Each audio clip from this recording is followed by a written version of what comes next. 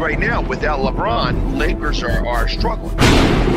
Let me tell you about a team I hate, all right? I know the Dallas Cowboy fan is here, so I had to make sure he knew how much I hate this team. I'm ready. I've often said that the people who run baseball, they try very hard to ruin it.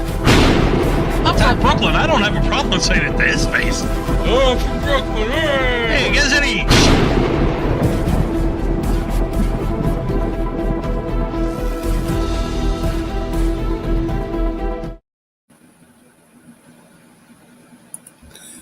This is a presentation of Northeast Streaming Sports.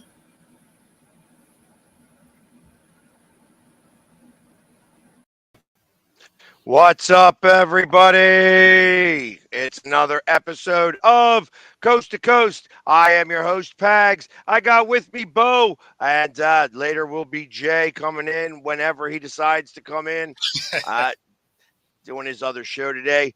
Good morning, Bo. How are you? Doing good, my man. How about you? I am doing okay. Hey, listen, we might as well start right off with it since we talked about it all day on Friday. It didn't happen this weekend. We mentioned it yesterday. And last night it happened after our show.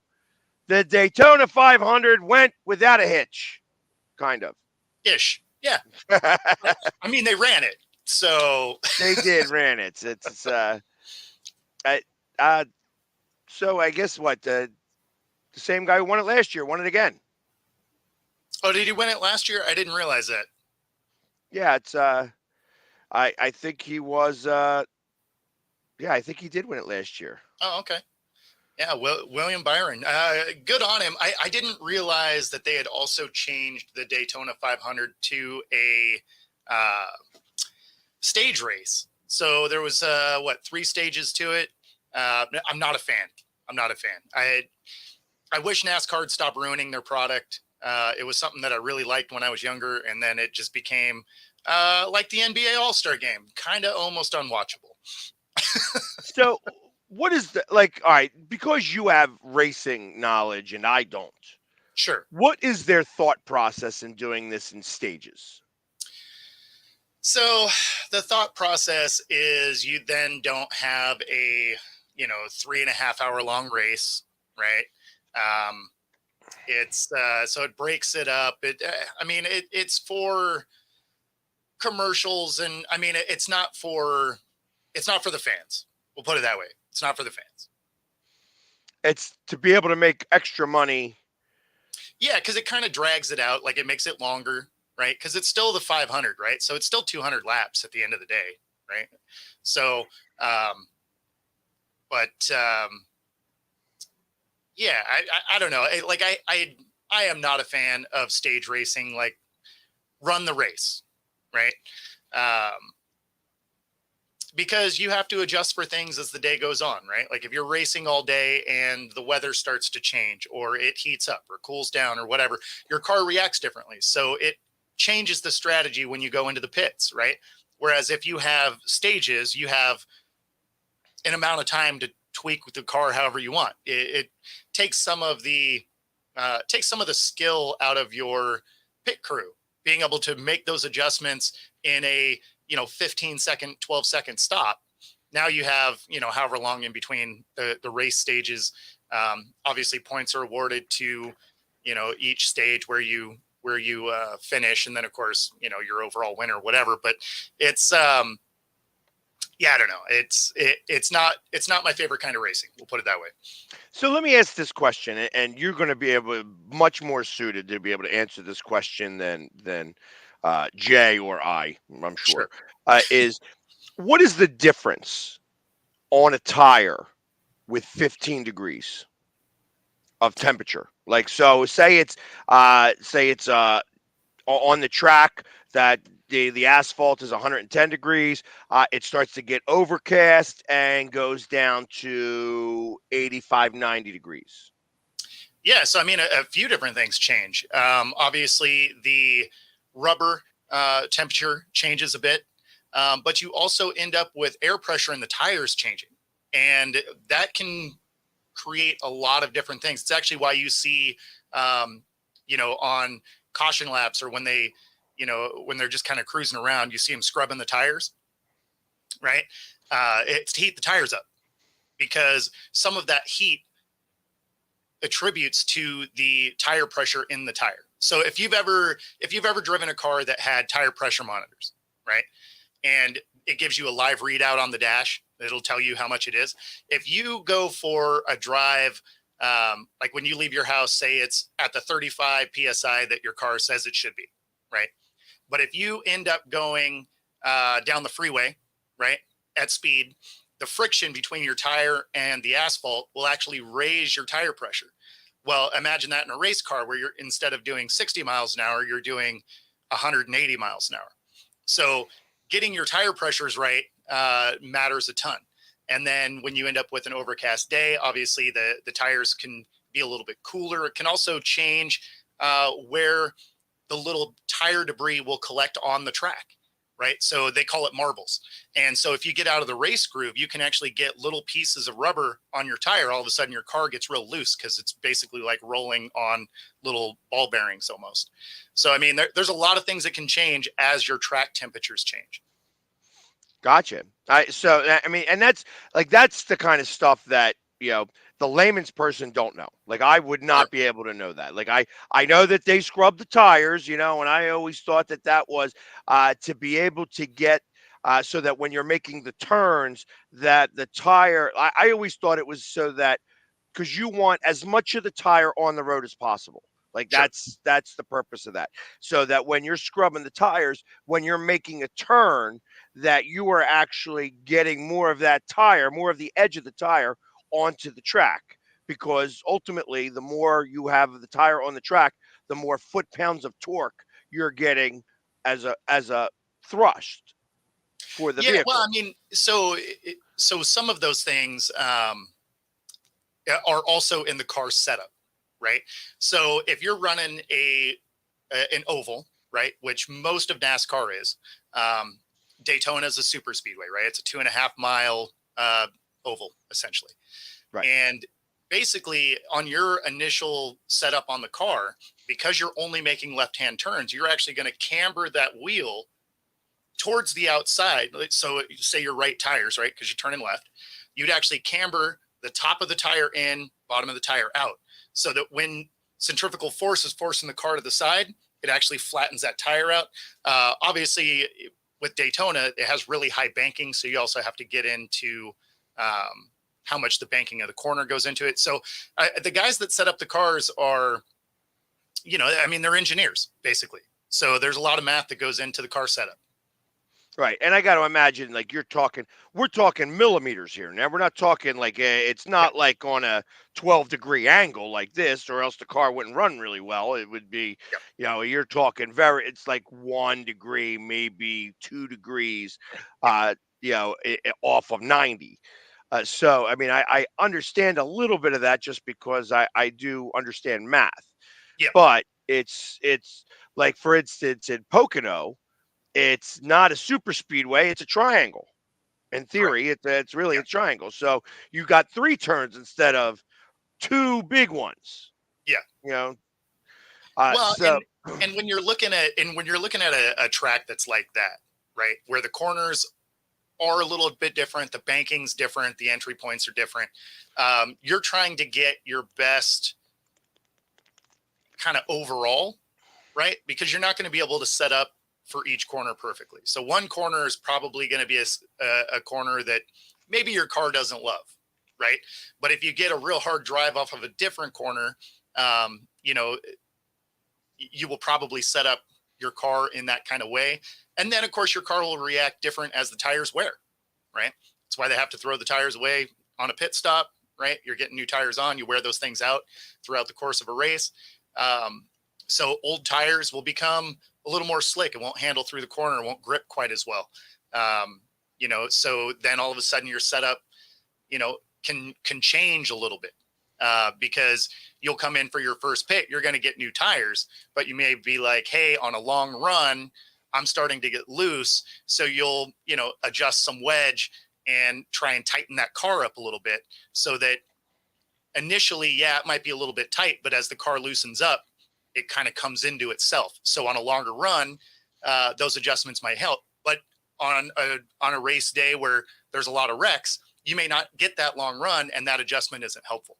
So there is some luck to it. So out of the 500 miles, Sure. how many times would they change the tires? Foregoing Foregoing a blowout, like say, like yeah, sort of normal. You're probably gonna do it you're probably doing it 3 times. Do you reuse the tires? No, they're garbage. You're throwing. They are wore out.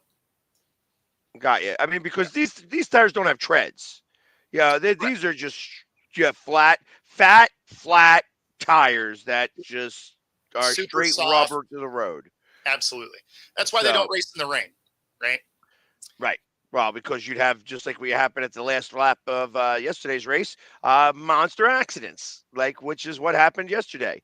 I mean, I didn't see the final results. I just saw that there was a big accident, and everybody started crashing, which was always kind of fun to see. That being said, how many did not finish yesterday? I don't even know. There were quite a few of them, because the race started with a wreck. It was 6 laps in, and a guy just got nudged the wrong way, spun down to the infield, and just had enough speed to come back up the track and collect some cars. So yeah, I saw that. That was the one that I did see. That happened, I guess, right around 4:15, because they started the race at 4:00. Yeah. And I saw that the one spin out, and then he came up the track and was like, swam, and smacked 6 cars in the process. And, absolutely. Yeah. So, I mean, that started with, I think 3 cars, going to the garage DNF style. And then, of course, another handful of those cars were out there, but they were multiple laps down. They weren't really competitive anymore at that point. But yeah, then there were the big wreck at the end, but I think there was another caution in the second stage. So, it is one of those tracks that one mistake collects a lot of cars. Well, especially on a super speedway, because these guys are going somewhere in the neighborhood of 170 to 190 miles an hour. It's like they have the big, long straightaways, and that's where you're gaining a lot of speed. You go into the turn. They're not really stepping on the brake. The brake pedal is not used in this race a lot, at least from what I understand. So no, the banking's so high, you kind of don't have to. So, and that's what gives them coming down off of that bank, gives you extra force to be able to get up, touching almost 200 miles an hour.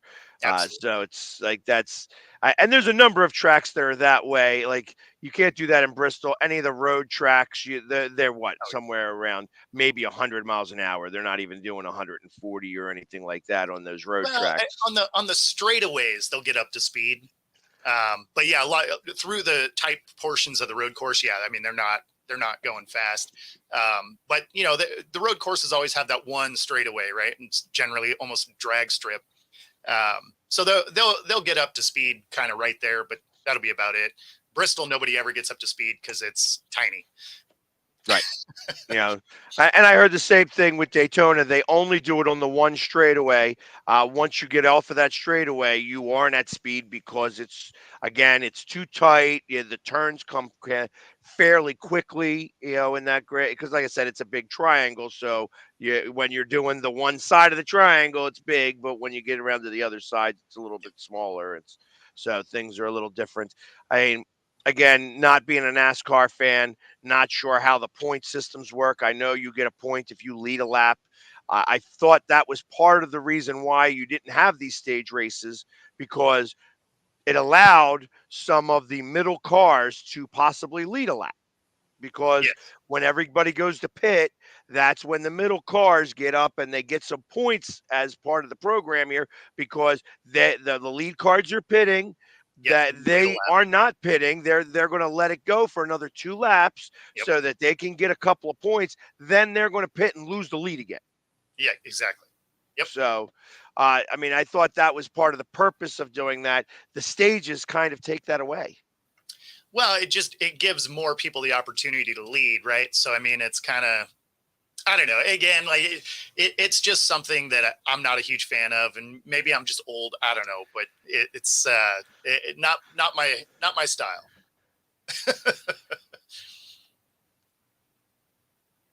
Yeah, I mean, it's like this is, I mean, the world of television. You could put commercials and still have the race going. You know what I mean? It's like they do on certain timeouts for football. So I mean, and they used to, right? In fact, the stations that used to carry it would do a side by side, right? You'd still have like a picture in picture kind of scenario. The race is still on, but the commercial's up, right? So you could still see part of the race, but the commercial was the dominating thing on the screen. That was a good way to do it because you're still being force fed the ad, but you can still watch. right, yeah, because obviously they're not stopping the race for the ad commercial. Not a Unless chance. there's a caution, and there have been races where there was never a caution. I mean, I guess there's always a caution, but it's never a. I mean, because there's blowouts or whatever. I mean, I can't imagine there's a 100% clean race where it goes green to checker. You know I what I mean, mean? That's it's happened, but it's not real common. right. So, and yes, Mac, we are 100%. opening we are opening up that can of worms. Yes. Absolutely. And this was spawned on by our friend. So that's definitely going to occur. Yep. Absolutely. And then he can come on and talk about everything he wants to talk about, during that day.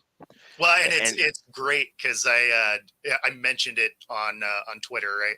I was like, oh yeah, we're gonna do this on April 1st, and I got a couple of I got a couple of gifts that were just like the haters are here. So I figure this event's going to go well. If nothing else, it's going to be entertaining for us because there's really nothing you're going to say that is going to hurt my feelings because I don't care. So exactly. You know what I mean? I've got thick skin. I could take yep, it. Like I said, this is going to be the opportunity for you to announce your hate to me or to yeah, you or to Jay or or to all of us. whatever it is you want to announce your hate about. Yeah, It's going to be, and we may even need a 4-hour show for this. We may go possible. full bore, just because it's going to be, it's going to be I want everybody to purge their systems. Well, and if for whatever reason during the course of the show you can't get on, if we do it quarterly, you'll get your shot. Well, you know what? I was thinking about whether it should be quarterly or semi-annual. Okay. Okay. I think semi-annual is better. Okay. Let people get. I Do think on it. four times a year is too much. Let them grovel in their hate. Let them build up some so that they could do this, and we'll do it April 1st and October 1st. October 1st is right near my birthday, so That it's like a birthday present to me. October will be great actually because then when people are mad about whatever football take we got, they can come in and say how dumb we are and then watch what we were talking about come true. So Exactly correct. So, yes, absolutely, Linda or Mac, whoever it is. I think it's Mac. Mac's always talking under Linda's name. Linda's his alias. So, so we are absolutely doing that. It's going to be on the content from here on out. Pretty soon, I'm going to actually have the link so that everybody could save the link. You're yep. going to be able to save the link to You're talk. gonna make you gonna make a QR code for it? Because Uh, I'll do I'll make an image for it. Perfect. Yes, that's even better. Let's Because do then it they can that way. just scan it and they'll be right there. Yeah, and we'll have it up in the top corner. We'll put the QR code here. Scan this code. If you are a hater, definitely scan this code because you are coming on. You want to be on at April 1st. It's going to be a backlog. There's going to be a backlog of people wanting to get on. You're going to have to keep clicking, keep clicking, keep clicking. You're going to wind up hating all of the haters for being on too The long. best part is there's going to be hate between the haters during the show. Yes. So it will be a lot of fun that day. I can't wait. It's It's that's actually gonna going to be be light lifting when you really think about it because they're going to be carrying all the content. It's absolutely. I mean, it's like all right, there ain't much for me to say. Thank you. Next. Exactly. Why do you hate us? So, anyways, but yeah, like I said, I was trying to find the maybe I'll find it here with the score under the scores from yesterday. Maybe that'll be the best way of explaining this. The Daytona 500, Byron won it, obviously. Mhm. Bowman. So the top two spots were Chevys. How about that? Yeah. That's not something you see every day. Well, it's And actually the all-time like leading uh, manufacturer. There we go. Man, I don't know why I was struggling with that. It's all-time manufacturing wins leader for NASCAR is Chevrolet. gotcha. What I don't understand is why somebody who finished sixth, like you have Byron got 51 points, Bowman got 42 points, Bell got 34 points, LaJoie got 33, Bubba Wallace got 39, Almendinger got 0. And then Nemechek got 30, Jones 29, He Gregson got 28. 0, and he finished where? Sixth. I I don't know wonder if why. I wonder if there was something where he didn't pass inspection, because there's a pre-race inspection and post-race inspection. So you can end up going down as a DNF almost if your car doesn't fit within the guidelines. Gotcha. Okay. Now I Yeah, don't know. because I mean, that's speculation. I don't know there's a about this. couple of zeros that are on the list. Obviously, number 6 is the highest one there. 24 is the next zero. 27th spot has 0. Everybody else at least got 1 point in the mix. The one guy, the 99 car, Daniel Suarez, wound up getting 12 points in the 34th position, which is a little interesting because most of the high points are gotten like Kyle Larson, who led, and Kyle Busch, both who led during the race, have higher points. Like Kyle Busch has got 37 points, even though he finished 12th. Kyle Larson had 35 points, finishing 11th. Uh, they actually pointed higher than the guy who came in third. Yeah, well, because it's a stage race, you're also getting more points for, depending on if you led in each one of the stages, right? Or if you happen to win one of the stages, stuff like that. So, I mean, the points can vary quite a bit because of the fact that it's stage racing. Got you. And then the Xfinity Series. Being the leader at the halfway point. So. Oh, gotcha. See, all that stuff, all these things that you get to learn here only on Coast to Coast, where we talk about all types of sports, also including NASCAR. Like I said, these races are something else to watch. And darts, if you were watching yesterday. So, I mean, we pretty much cover it all. Yeah, darts and it's. Although we didn't get to show the darts, I'll actually show some of the highlights of the darts. We will show some of the highlights of the NASCAR race. I just didn't get a chance to. Had a doctor's appointment today. Didn't get a chance to go ahead and download some of this stuff. I'd love to be able to show that wreck. That wreck is always the fun one to watch. Sure, yeah. It was the last lap of the race that occurred. So yeah, it sounded like there was a couple of wrecks because it sounded like the last 10 laps had some drama to them. Yeah, it's hard to really get a full. It says, yeah, Strix with less than 10 laps left. Yeah, so there was a few.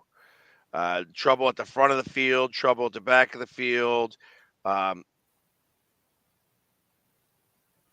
They did put the race back under a green flag. So I've green white checker kind of thing. Yeah, it was like actually that was the last lap, so it was green white, I guess doing the duel, and then checker flag. So yeah, it was still under green flag. So actually you can't even put the caution until somebody crosses over the line for the caution. The caution comes out, but it was still under green flag. So they actually had the white flag, had the accident was still under green flag. At least that's what it says. Oh, okay. The race was still under green flag conditions when William Byron crossed the start finish line to start the Oh, final okay. lap. So he crossed, but the yellow flag came out as he crossed or Afterwards. just Yeah. after. So everybody else would be locked in whatever position they were in. Right. Yeah. So he winds up winning it, and the first 6 laps was the crash. Bam, bam, and knocked out a whole bunch of drivers in that one. That's what makes it fun. And of course, the leader of the XFL and now possibly the WWE was the one that gentlemen start your engines. I mean, I feel like that's what he's supposed to say, right? Yeah, it's what he's supposed to say. I don't. What did you see it? Did you watch it? Yeah. I saw the beginning. I ended up missing the last stage of the race, but yeah, I forget exactly how he worded it, but more or less that's how he got there. Got ya. And half the field was involved in the massive crash. Oof. Yeah, that was a big one. Just looking at that. End? Yeah. Yeah. One car was on fire.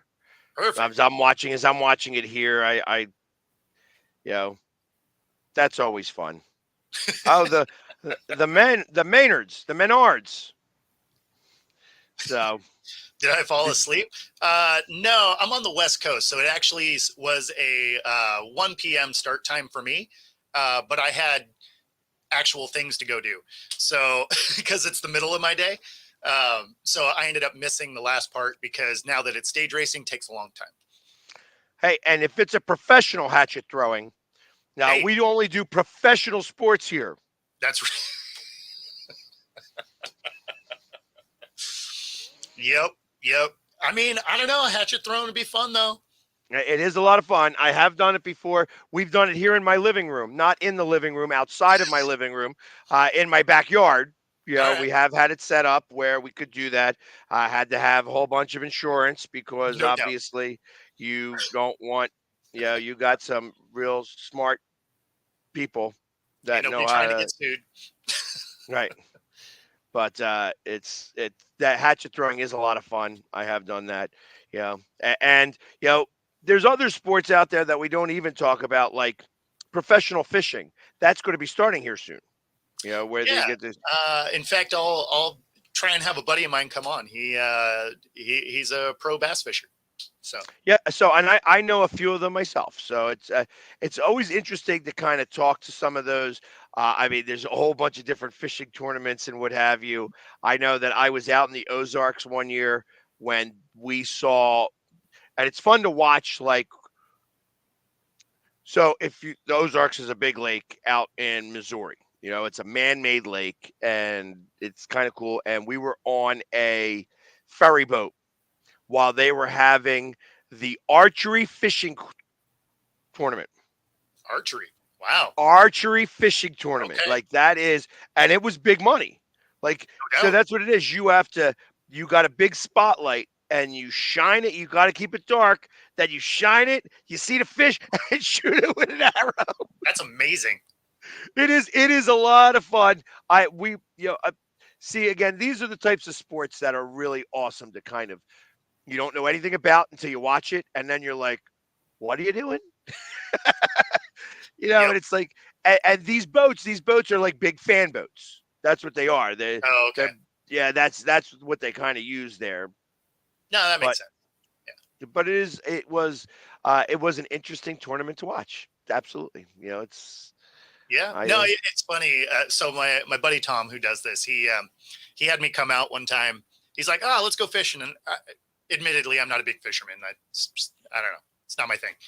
Like I'll go drink beer on a boat. I just don't have to lie about it and go fishing.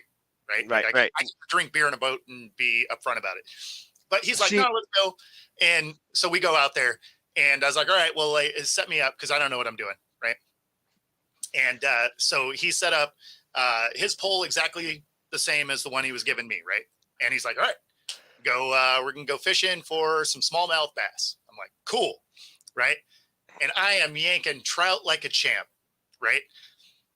Not one smallmouth bass. Not one. He has the exact same gear. Right. everything's the same. He's yanking smallmouth like we're in the same boat. I'm like, what is happening right now? So the only thing I could say out of that was I was catching stuff we could eat. There you go. He was throwing his back. You're throwing bass back.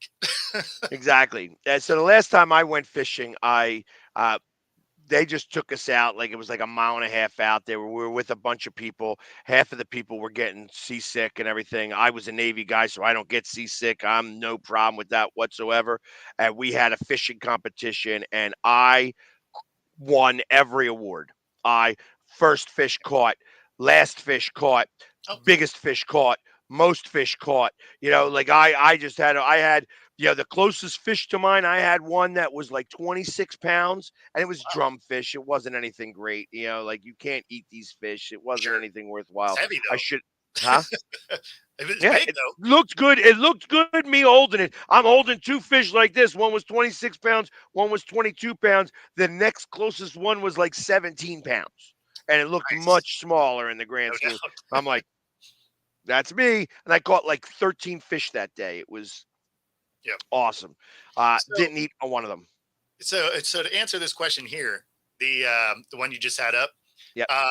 So like the pro bass fishers, some of those top tournaments are a big payday, and $100,000 bass boat is just like also given to you as part of the winnings. So I mean, you can make some really good money if you are top tier at it, or really good cheating.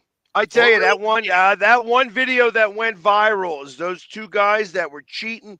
They were putting weights in fish and extra extra pieces of fish fillets in the fish to weigh them down.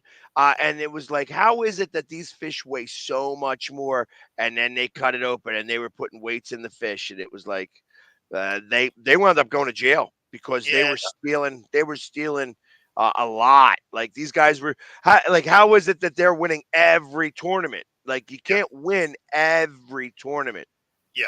And well, that's like it was a few years ago. They found some people that were collecting fish before the tournament, putting them in nets, right? And then so they were basically captured, so they knew where the net was, and they'd take their Ferrari on the water of a bass boat and get over to their spot, yank their net up, and oh, look at that, they got 3 big bass in there. Go figure. It's crazy. Yeah, so it's they're changing the rules on that tremendously now so that doesn't happen. It's like, all right, listen, we are, you're going to have this area that you can be in, and you may not catch anything, you may catch everything, because those guys actually make their own lures. You know what I mean? It's like it's a whole different world out there than just like putting on a hook. Like when I go surf fishing, it's like I stand out there all day, and I might be lucky if I get a sand shark. Sure. So yeah. But I don't. Like it says, I want to go deep sea fishing. Yeah, exactly. That's exactly it. They do. Well, it's what they say in all those sports: if you ain't cheating, you ain't trying. Exactly. Yeah, but listen, catch the fish. Feed that fish. Hey, I'm gonna feed it some minnows as much as possible. He ate a lot of minnows before I caught him. I don't know.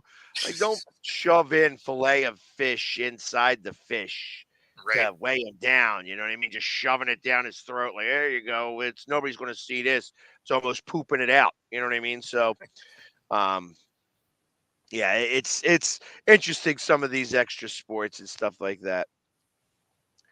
You know what? So where was I? Was I in Seattle? Nah, it couldn't have been Seattle. But I did go to a rodeo. I mean, it very well could have been in Seattle. If you go over to Ellensburg, Washington, which is right on the other side of the pass, they have a PBR points event. So it's it is a big rodeo, and it's right here in Washington. So. Yeah, I don't know that it was there, but I know it was. I know that we saw, like, it was a little bit of a rodeo. They're like, okay, this guy's going to come out and do this, and this guy's going to come out and do this. And then the very end, it was supposed to be this bull that was going to go nuts and go after me. And the bull did not want to have anything to do with it. He's like, I'm ready to leave. Get out of here. I'm getting out of here. He's like, and then they tried to get him back out there. He's like, I'm going out. He's like, and then they tried to get him again. I want to leave. And they're like, all right, this bull's not going to be the show that we want him to be. Yep. Let him go. All right, guys. Thanks. See you later. You know what? It couldn't have been. It had to have been in Dallas because they did the bull run. They did that bull run in one of the spots where we were. So it had to have been Dallas somewhere. I gotcha. But even still, that was kind of cool. You know what I mean? It's like, we'll get to see a little bit of that. It was, big line dancing place and stuff. Not that I do any line dancing at all, which could be a sport in some cases too. As you might be able to see, ballroom dancing is actually considered a sport. And if you've ever done it, it's some work. Oh, yeah. You definitely have to train like it's a sport. I tell you that. Oh, yeah. Yeah. Have you ever won a competition? In fact, I'll probably be at the Ellensburg Rodeo this year. So maybe, depending on what time we get there, might do part of it live from there. That would be awesome. Just get, or at least get footage that we could actually throw into there. Yeah. So monster trucks is not really a sport. And the reason why it's not a sport is because they aren't racing against each other. It's a hobby. That's a cool hobby that you can show off. But they do race against each other. So they race in the track, but it's not two going up against each other. Like that would be even better if they were like banging each other a little bit, like and racing around the track. Yeah, so they're not door to door because the tires would probably just flip each other over. But if you're in one of the bigger stadiums, they will run them both at the same time on two separate tracks next to each other. And the winner of that, you think of it like drag racing, really.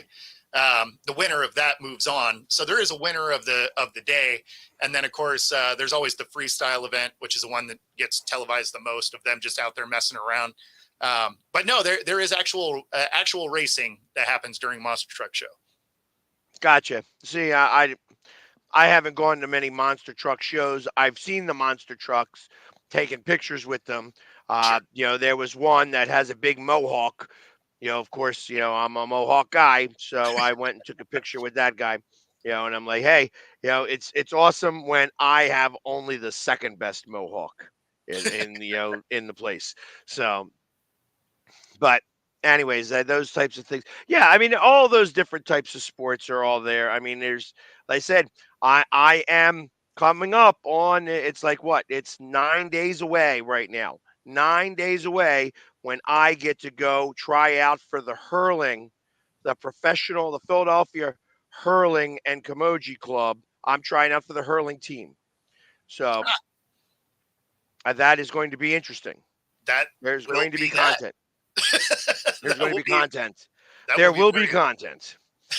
And then also just, as we were talking about this, while I was at the Flyers game, I ran into the Warriors, the Philadelphia Warriors, which are it's a veterans club hockey team. Okay. And they're like, you should come out and play hockey with us. And I'm like, I don't know how to skate. And they're like, well, we have a learn to skate. And if you want to learn to skate, we'll teach you how to skate, and then you can come play hockey with us. Really? That's what you want me to do? You just want me out there to play hockey. Now, this is a non-checking league, which is great. That'll help you skate. Yeah, well, that'll help me, because ultimately I'll be just banged up against the boards all the time and stuff like that. Yep. So do you ever rollerblade or anything like that? No. No? All right. No. I don't even know how to ride a bicycle.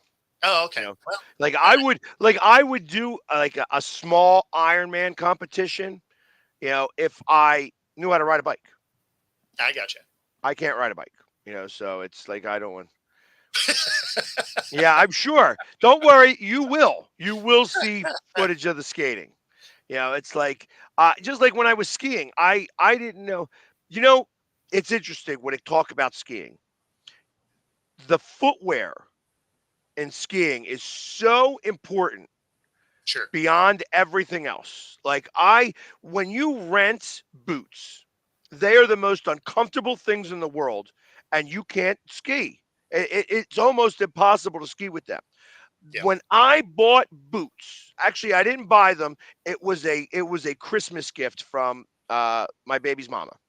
Okay. You know, and she got me these boots, and it was night and day.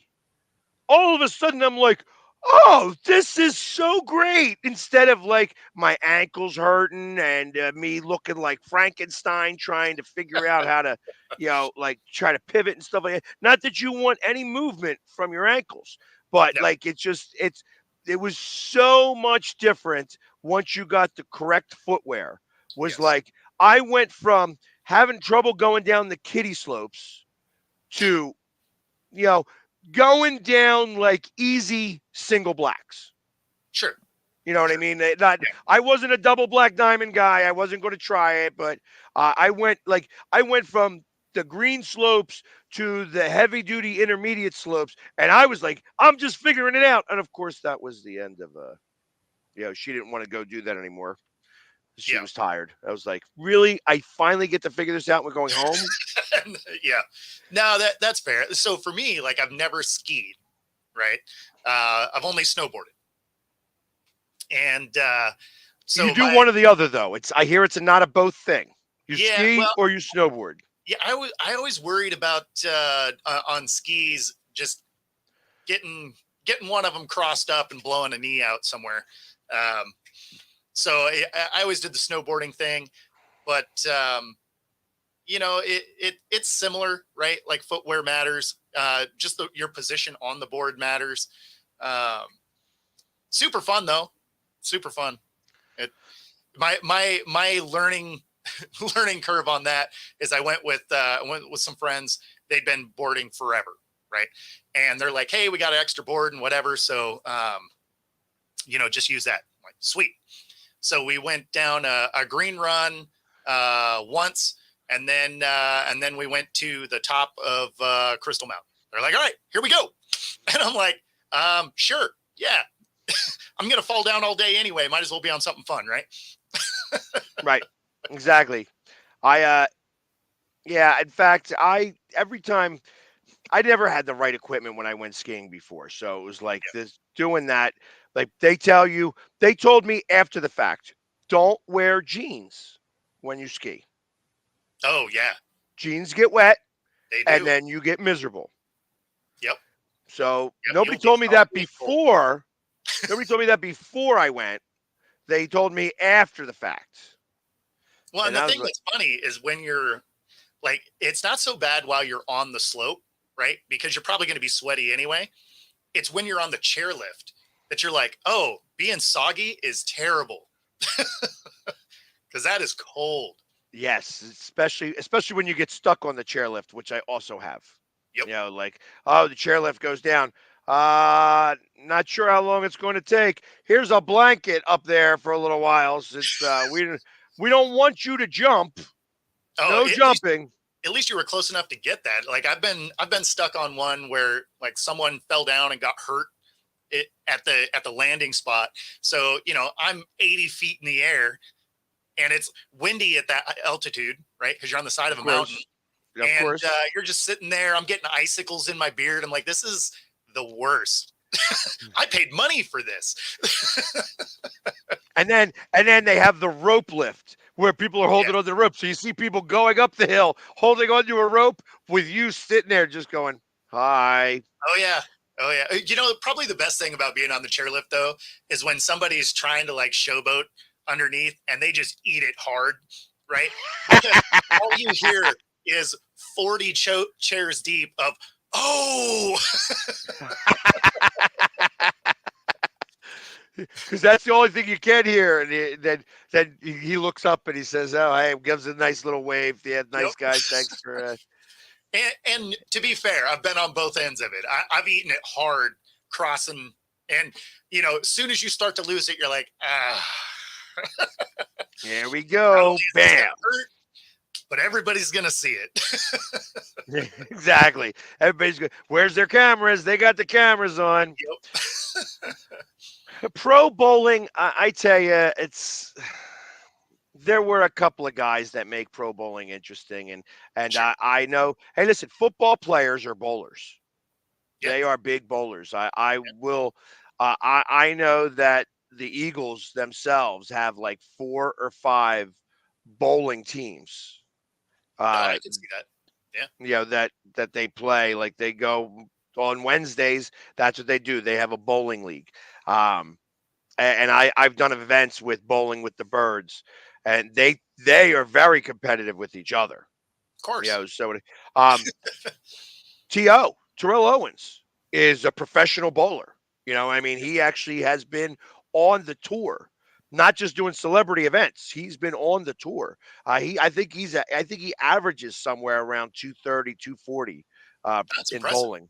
That's I impressive. have a cousin. I have a cousin of mine who's bowled, I think now counting 8 or 9 300 games, That's awesome. which is still small. I mean, that's, but he's not on the professional tour yet because he's just had a kid and you have to go.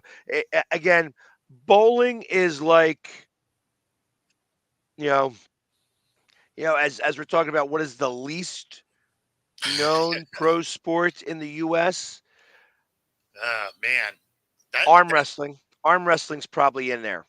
And everybody looks at that as not a professional sport. You yeah. know, arm wrestlers are the only ones that really believe that it's. But they have like there's like professional tag.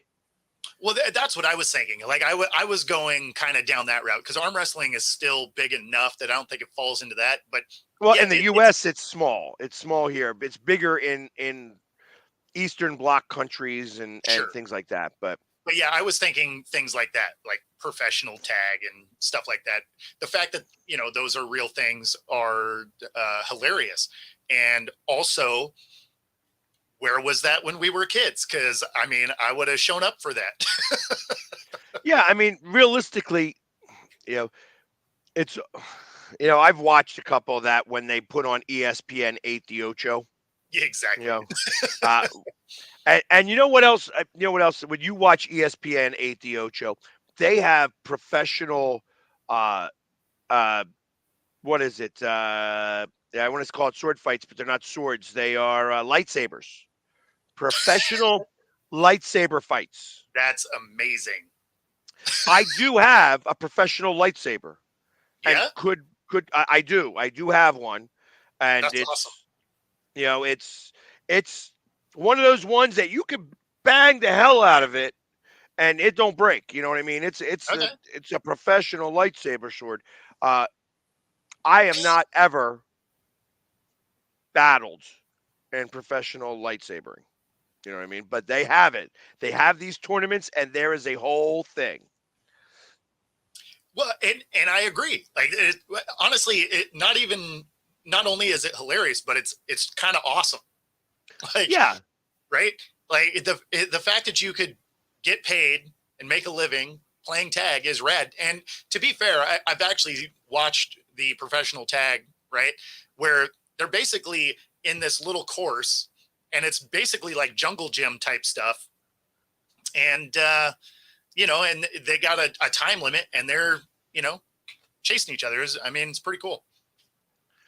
there is. If you look up the lightsaber championships, Okay. there's a bunch that show up. Huh. Is Nice. lightsaber dueling an official sport? Is one of the Google questions. Lightsaber dueling is recognized in France as an official sport. Huh. So closer to you, there, Eves, is yeah. I mean, but it is for real. That is definitely a real thing over there. And I got to imagine, like I said, there's professional tag, there's professional handball. Mm. Um, Yep. there's and they have different handball too. Like it's uh, I mean, there's just the professional eating. Like, I mean, they're just pretty much, if you can think of it, there is an element of it being a pro sport. I agree. Yes, that is absolutely true. I have watched some of those professional eating contests. It's insane. It's insane. Yeah, I mean Joey Chestnut's a Philly guy. Yeah. So, and he's the one who has done the hot dog. He wins it every year anymore. Once he started to beat Kobayashi, that was it. That's he's just crushing it. And watching them do it, right? Like they're like dunking it in water so that the bread doesn't slow them down. And I mean, that's got to be just gross. Like, Yes, yes.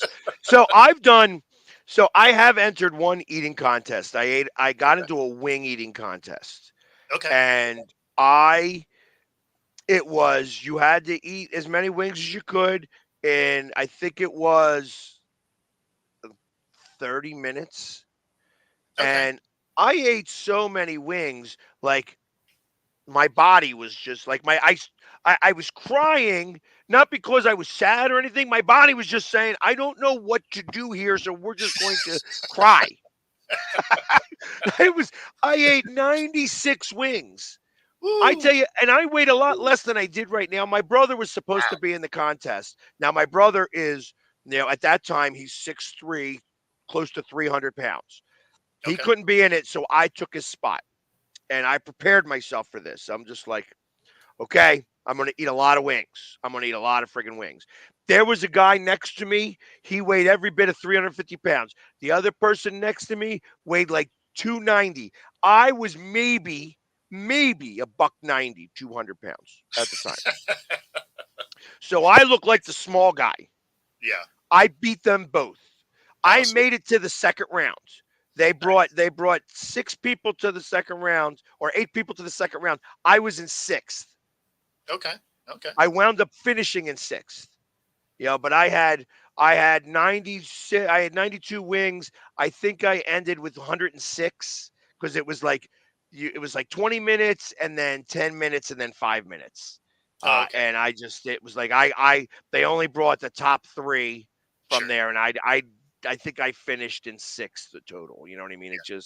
It was just I mean, too after much for me to 96 weeks, overcome. I'd be pretty much flamed out anyway. Well, once you stop, see, like once you stop, you can't start again. That's the hard part. When you're doing it in stages, like these stage races, when you Yep. stop, to getting back up and starting up again is really tough. I mean, So 96 wings in 30 minutes is no joke anyway. Like, there's no chance I would get there. yeah, I mean they weren't big wings. It wasn't like the Buffalo, Yeah, Wild they got some Wings. meat to them. Yeah, yeah. Yeah, these were the little itty bitty wings where you're literally going, you know, and Oh, okay. Well, all right. I could probably do some work in that scenario then. And they had hot sauce on them, and hot sauce, the certain type of hot sauce will make me like start to hiccup. So I had to Oh, dump them in water. So I had water and I had Sprite. So I would okay. dump them in water just to get the hot sauce off, so that I could eat it. You know what I mean? I Because it got was just too much. It was like if I start hiccuping, that was the end of that. sure. But yeah, and the guy who won, I think, ate like 180 wings. Wow. Yeah, so it's just like I was not anywhere close, and okay with that. Yeah. Yeah, it's Hey, like I'm like it was probably fun though. oh, it was a blast. But like I said, your body starts doing things that you don't expect it to do. Like my brother's looking at me, goes, you're crying. I'm like, You're I'm like not sad. I'm my not stomach sad. is crying. Exactly. My body don't know what else to do, so it's just releasing in, in, releasing in a tears. couple of hours, I'm going to be crying again. Yeah, because it's going to come all out. Yeah, that's the one thing. It amazes me that you're able to do that. And really, all it is a matter of being able to stretch your stomach and not. It's just a feeling. It really is just a feeling. It's like feeling cold.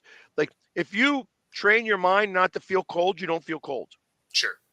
You know, if you don't feel full, you're not full. Well, they also practice, right? So I mean, they're practicing stretching that stomach lining out to be able to accommodate the volume too. You couldn't go from being somebody that doesn't eat much to winning eating competitions. Like there is some work that goes into that. But Correct. yeah, so there is a difference between an official sport and people living off these. But the thing is the people that are winning these consistently do make money enough to live off of it. So they actually do get paid not only from the events that they win, but they get sponsorship to win these things. So Right. so even these goofy sports, 100% you can make a living at it. Well, I mean, everybody knows on July 4th is the Nathan's hot dog eating contest. Joey Chestnut's won it for years. There is money to be made there. Absolutely. For sure. Kobayashi made tons of money doing that. The Black Widow made tons of money. They would go to different locations. You have an eating contest, they would go there to set the record. It's like, oh, you have an eating contest. I have to eat a 5-pound steak with the potatoes and this in how long? All right, perfect. And they crush that time. Don't have to pay. And they're like, yeah, I need some dessert, please. You know what I mean? I want something else in my mouth, besides the taste of steak and potatoes and stuff like that. Where nobody actually wins. Like if you go to a place and it says, hey, we need you to eat all of this in a certain amount of time, and you're not a professional eater, most of the time you're not going to do it. You're going to have to pay for that meal. So get used to it. You know what I mean? I've gone to a couple of those places because it doesn't look like a lot. Yeah. But the one thing you don't want to do is you don't want to go there hungry to go to eat this. No. Yeah. Well, not starving anyway. You need to be a little bit hungry, but yeah, you want to be able, like, you needed to eat breakfast. Yeah. So that there was a stretch. You want to be able, like, that most of these professional eaters can drink 5 gallons of water and have it run through their system fast enough. But you drink 5 gallons of water because it stretches the stomach. Yep. And then it comes all out of you. So now you had the stretch of back and forth. See, only on Coast to Coast are you saying that this type of stuff. If you are a professional eater, if you know Joey Chestnut, I would love to have him come on here and talk to us about this. That'd be amazing. It'd be really interesting to hear the setup for going into one of those competitions for someone that, it has the ability to actually win, right? It'd be crazy to hear how it is you get there. Speaking of guys who just get there, Jay McLovin. Jay, how many wings have you ever eaten in a sitting? The most amount of wings you've ever eaten in a sitting? So the mild, that's a loaded question. If it was a super hot, that's a whole other category of eating. But at the medium level, medium sauce level, I have 37. Got you. Okay. 37. And I think I could have done 38, but Mom's not going to cut it.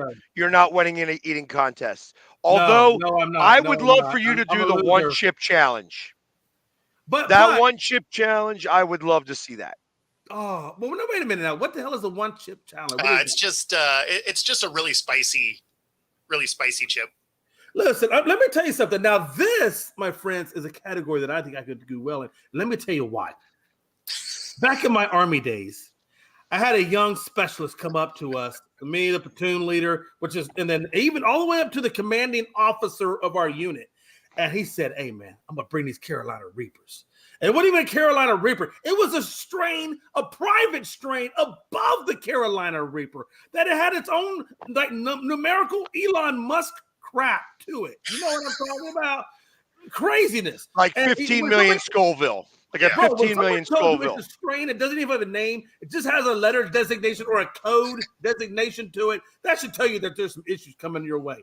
Anyway, he brings these peppers in. He sets them down. There's probably 15 of us doing this challenge.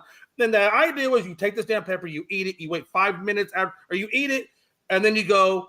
It takes you, and you got to chew it up for. That's what it was. You chew it up for 5 minutes, you swallow it, and then that's when the timer starts. And whoever drinks milk or water or whatever it is first loses. I will tell you this, my friend. I went 2.5 minutes. Nice. And I felt like my life was coming to an end. I will tell you that my company commander was wrapped around a 55-gallon trash can with only his pants on and nothing else, and he thought life was coming to an end. Everybody else was puking, drinking gallons of milk, and I will tell you this to this day. I don't know how he did it. This man came out of his office, our platoon leader, never even had a glass of water. Just went about the rest of his day. And I never have felt so bad about myself. But that shit was hot. Like when I tell you that even after all the milk took the sting away, the taste of the pepper was literally there for weeks. Oh, sure. The oils. Absolutely. Like, you know what I'm talking about? Like, you can't get rid of that. It's in your mouth. It's almost becomes a part of your body. Like this little thing in the back of your head saying, you're an idiot. You're an idiot. You know, it's there forever. I don't know. Man. I don't know. Have you guys done this? You know, Well, at least you know. Well, yeah. And what gets me is they got this stuff on the internet that apparently if you take a toothpick, that's enough for a whole entire container of salsa. And if you drink this little vial that is nothing more than, it's not even an ounce. It's just a little vial. If you drink this, it will kill you. Now, at what level of craziness is that? Yeah, hard pass. Hard pass. Yeah. That's absolutely. No, and there's so many crazy hot sauces out there, and I love spicy food, right? So, like if I'm going to wings, Thai spicy, but can you eat Thai spicy? Yes. Yeah. Let me ask you this. If on the menu in Washington D.C. there's a little Thai place out there, and if on the menu it says ghost pepper chicken, and then and then you can get it Thai spicy ghost pepper chicken. Yeah, I'm ordering that. Careful when you answer this, because I will tell you it is. Do you know what I mean? Like, Yeah, no, 100%. I'm ordering that. I'm calling BS. I don't think this man makes it through. I got to tell you, I don't think he makes it through. If he does, I would just. God, that would be a level. Bring a towel with you because you're going to sweat a lot up in this area. Oh, I mean, do you know how bad Thai spicy? I'm assuming you've had Thai spicy, correct? This is something you've done. Like Thai spicy is nothing to play around with. Yeah, for me, like I'll order 5 stars anywhere I go. Okay, not me. I'm not doing that. Yeah, I laugh at people who take that one chip challenge, but know that I'm not doing it. Yeah. There ain't no way in hell you're going to have me do a one chip challenge. So to answer this last question here, amazingly, it doesn't have that effect on me, fortunately, because otherwise maybe I wouldn't do it, even though I like spicy. If that was the outcome, I probably wouldn't do it. I don't have that problem. So I order as spicy as it'll come. I will tell you this, and this is no lie. When I ordered the Thai spicy and the ghost pepper, I used so much toilet paper that it started to hurt, and then I had to switch over to baby wipes because it just hurts. So no, that is a level of pain on both sides of the fence that.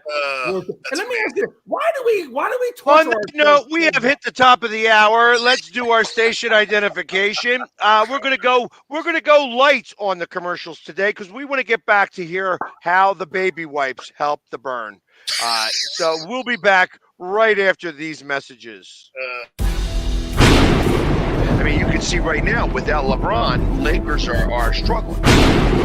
Let me tell you about a team I hate, all right? I know the Dallas Cowboy fan is here, so I had to make sure he knew how much I hate this team. I'm ready. I've often said that the people who run baseball, they try very hard to ruin it.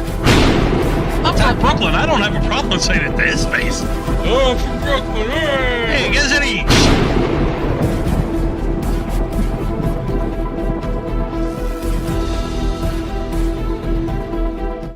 Supporting the needs of our veterans.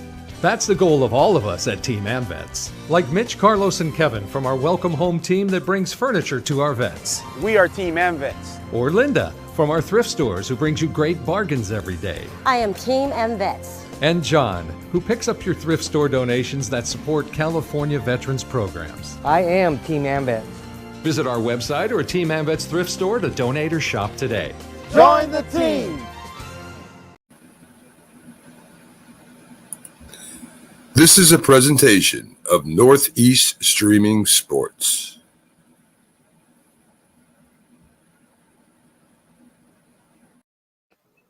And we are back with the second hour of Coast to Coast, where we get to hear all about what baby wipes do for you.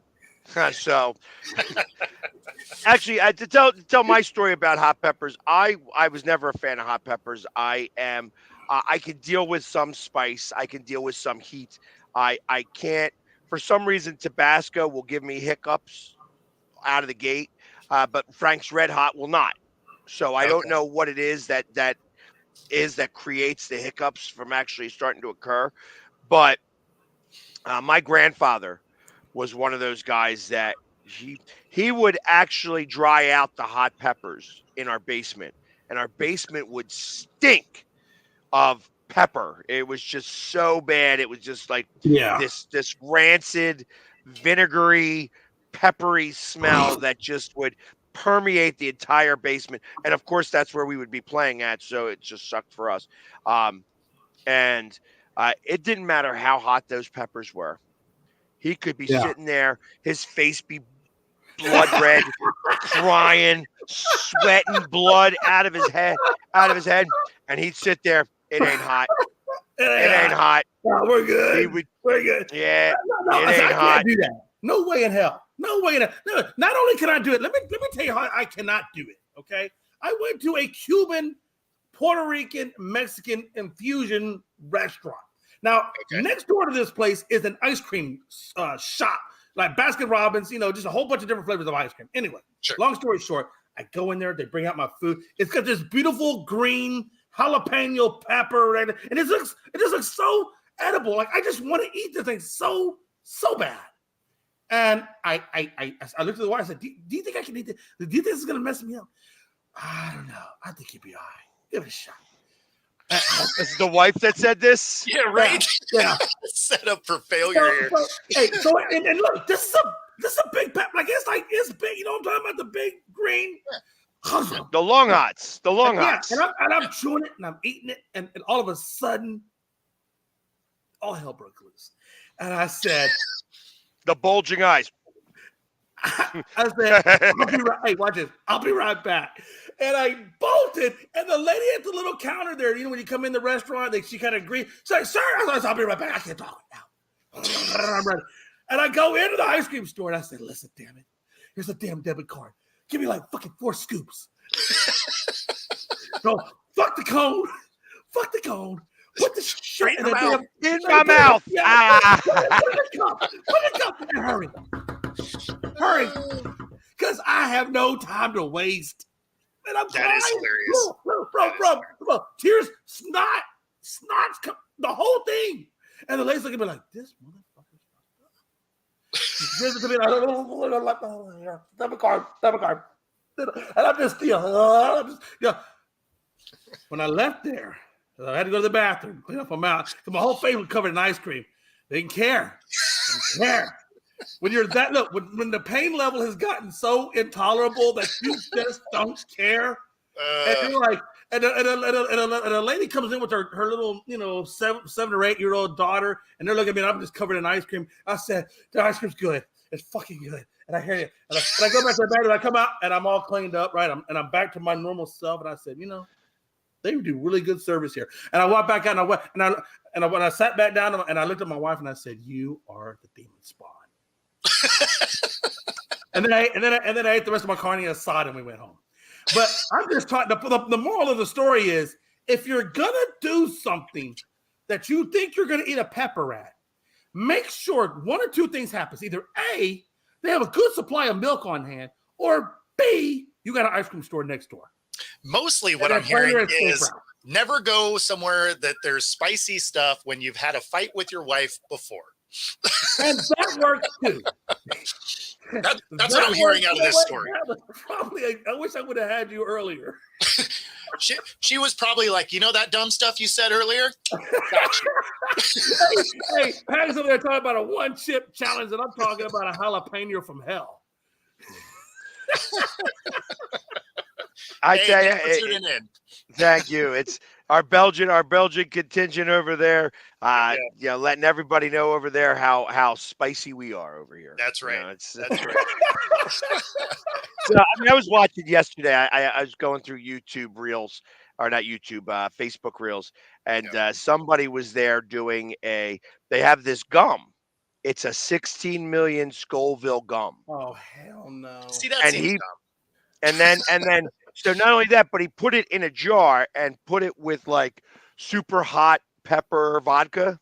Oh God! Okay. So he let it soak for a week. That's ridiculous. I'm intrigued.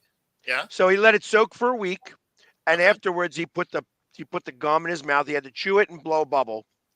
And of course, this guy is, you know, I guess this is what he does, for content, because he looks like a fool.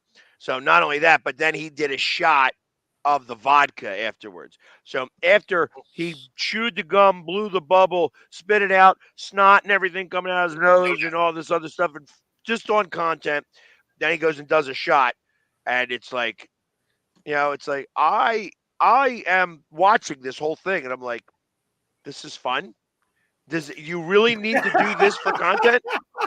Right? Like, Yeah. Listen. I'll go back to being a Mason. You want to see something funny? No doubt. You want to see something funny? When I'm holding a stone and I hit my finger with the hammer, Oh, hell no. I tell you, I bet you Oh, lots no. of people will laugh at that. No doubt. Lots of people will be hysterical at how I respond to that. Especially the ones that are tuning in on April 1st. Yeah. And I gotta be honest with you, I gotta imagine, even if you hit the nail, initially, yes, the pain is immense. But you know what? I have a feeling that I gotta think it with the nail, that injury would go to somewhat relevancy normalness before that 16 skull, whatever the hell it is, that vodka goes back to normal. No. You don't think so? No.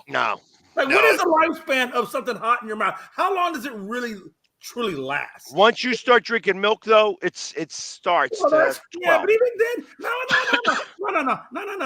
Because when I did that strain challenge with there, I was smart. I did it. I brought a gallon of milk with me because I knew what are the two things that takes away the heat: milk and sugar or bread.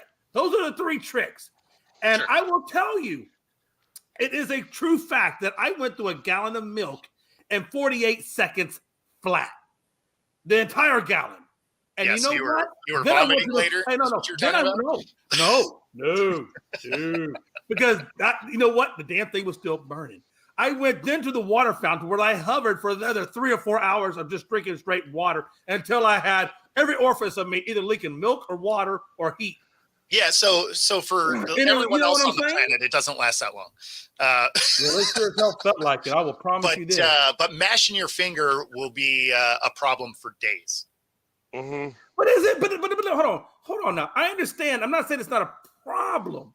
No. Hold on. You know when you eat something hot and that level of pain versus, a little irritation a day or two later is a little irritation. You are out of your mind. Come on, I've taken a hammer and hit my nail too. No. You clearly haven't worked in the trades. Be a difference of opinion. Paris just may be a weakling over there. I don't know. No, because I have also spent most of my professional career in trades, and I've had engines come down and smash my thumb. I've had hammers. I don't know about engines. Oh, my Lord. That's definitely got me on that one. The metal to concrete. Hold on a minute. Hold on a minute. So I can tell you. Bo, you went to the extreme. No, Bo, I'm not going to let you do that to us because no, you went to the extreme. I'm talking about a nail to hammer. I understand the pain of that. I'm talking a stone mason hammer. A stone mason hammer, and I'm holding stone. I'm breaking stone, and I hit my finger. I tell you, I don't curse a lot. Have you? Okay, if we're gonna go this route, no. In the Army, we got these big trailer hitches that weigh several hundred pounds, and when those fuckers fall on your foot, if we want to go this route, if this is the route we're gonna go, okay, that's not called idiosyncrasy. Bo over here talking about engine blocks falling on his hand. Of course, that's just gonna hurt. It's probably gonna break your hand. Fortunately, I get. Fortunately, it didn't break. Hitting yourself with a hammer can break your finger. Well, right. It will certainly bring a but little. It doesn't. Most of the time, it doesn't because you're not hitting it. You're not hitting it dead on. Yeah. You're hitting it like the edge, which that's where most of the nerve endings are. Well, that's true. I get that. Yeah, I mean, you'll deal with that. that. No, Pags, I get what you're saying, and I know it hurts. I don't want to minimize the level of that pain. I don't. But I'm just trying to tell you. I do know that the next day, the pain isn't as that bad. You know. No. So the thing is unless you break your finger, now that's the next day it's worse. The next because day it's swollen. It's swollen. 100%. You almost can't use your hand. Yeah, it's like That's so much more worse. Yeah, And like clearly so when you I were had still able to use your mouth. I don't know what it is about the mouth. The mouth just hurts. I don't care if you go to the dentist. I don't care what you. It just okay. Let me ask you guys, and maybe, and this may just be me, but anything that goes into the mouth just always seems so much more intense. Okay, that sounds really bad, but it sounds more intense than when you do to other appendages. Unless you're cutting things there's off. way too many setups here that we I know cannot it is. do. I'm We doing can't. everything I can to make this show awesome, Man. okay? And I'm willing to make a fool out of All myself right. and give you the openings, okay? Because this is what we do. And I'm, coast to coast is what we do. I'm the brunt. You guys, I set you guys up, okay? No. I'm the Chris Paul of this show, okay? I'm the Chris Paul of this show, and I'm giving you literal freaking assists. Man. Wow. Never a dull moment on Coast to Coast. Never is. But I do have a serious question.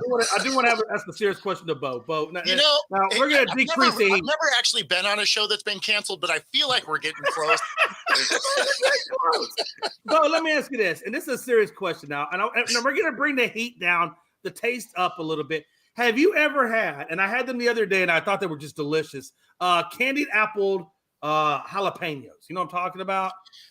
So I have had candied jalapenos. I don't particularly love them. Candied jalapenos, I mean. Yeah. No, I know what you're talking about. I've had them. I don't love them. I would much rather just munch on jalapenos, which that'll do. No, I get that. Because I'm the kind of guy that, like, for example, when I get Frito pie, and the lady goes, "Well, how many jalapenos do you want in there?" I'm like, I want the whole jar. Because I really like, I love jalapenos, and I'm like, give me the whole damn jar. I'm gonna mash it up. What you're talking about, if they're jarred, you're talking about the pickled jalapenos. Yeah, you're right. It would be like a pickled. Hold on, and they're bourbon in them too. Hold on, damn it. All right, so we're gonna find out. We're gonna watch some of this now. I would love 100%. No, Hey, this is now happening. There you go. I can get a better view of that. There you go. There we go. So it's called Buyer's Best Candy Jalapeno. Yeah. No, Have you had these before? Yeah. Go ahead and eat a couple for us. Yeah, like do some work, man. So I'll do some work. But yeah, they're not as hot as if you just eat a jalapeno. But right. Man, it's got this red thing in there. I don't know what this is. Oh. It's a red jalapeno. One more for good measure. Oh, that's an onion. Oh, one more. So this is just like a spicy pickle. You know what I mean? That's all that is. Yes, that's really all it is. I don't. It's got a little bite to it. It's got a little bite. So he's crying. Just it's a little. fine. But so, it has a little bite. It's not like it's not like 16 million. It's probably about 20. And by the way, as in literally just 20. Exactly. What now? What's the It's like it'd be black pepper.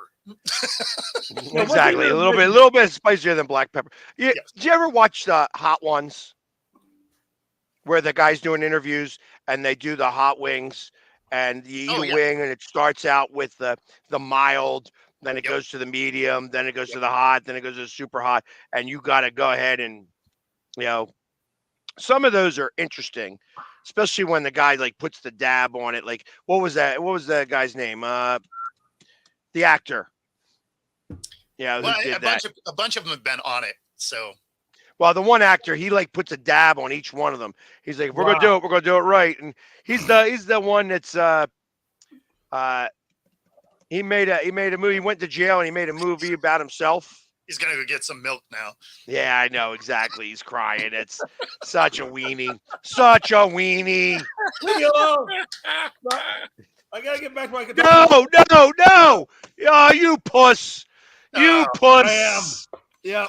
Hey, so and I tell you why, but I can't because it's FCC rated. Since we know who you are now, when do we get our delivery of Girl Scout cookies exactly? Exactly.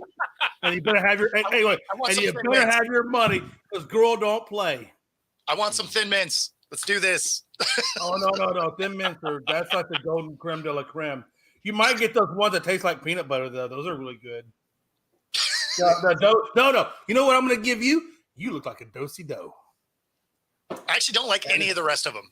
Thin You're mints are gonna the only get one. no. You're getting a do-si-do, and you're gonna like it. I don't like the Girl Scout cookies. I am Yeah, not a fan. The only ones I'll eat Really? You're not are the you don't Thin like the Mints. Thin Mints? No. Man, you dip those things in peanut butter, and they're like the bomb. Oh no, I freeze them. Oh, Yeah, you like froze that. them? Yeah, I've I had like them that too. frozen. I've had them frozen. I've had the peanut butter ones, like the peanut butter chocolate ones. I've had the peanut butter ones. I've had the oatmeal ones. I don't like them at all. Like none of them. I don't like any of the rest of them. Yeah. I do like the peanut butter one, so I do. But I'm a peanut butter guy, so that kind of resonates. And I do like the Thin Mints. Those two. I do like Screwball. Peanut butter whiskey. The peanut butter Screwball. Yeah, I drink that. That's my shot of choice. Okay. All right. So. There's a lot of fun in that. He called me a girl. That's a typical girl drink, but okay. Is it? Not always a girl. Matter of fact, is it? No, hold on. First off, you got to be able to drink. You got to be a drinker to tell me it's girl stuff. So I don't want to hear it. I don't want to hear it. Bap, bap, bap, bap. No.